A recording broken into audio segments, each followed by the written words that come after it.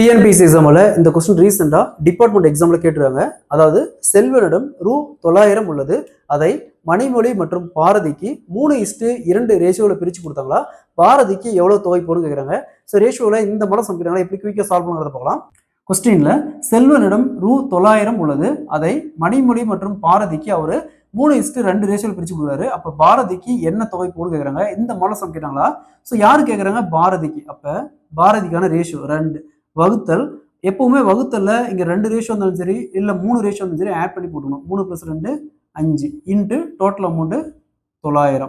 Next இங்க 90 5ஆல cancel பண்ணா 18, இங்க 180 இருக்கும். 2 × 180 360. ஸோ பாரதிக்கு 360 ரூபா போகும். Option B is the correct answer. ஒருவேளை மணிமொழி கேட்டாங்களா, மணிமொழிக்கான ரேஷியோ பாருங்க 3. அப்போ 3 வகுத்தல் total ratio 5 into total amount 900. So இங்க அப்படியே கேன்சல் பண்ணுவோம். 180 3 × 40. ஸோ மணிமொழிக்கு பார்த்தோம்னா 540 ரூபா போகும்.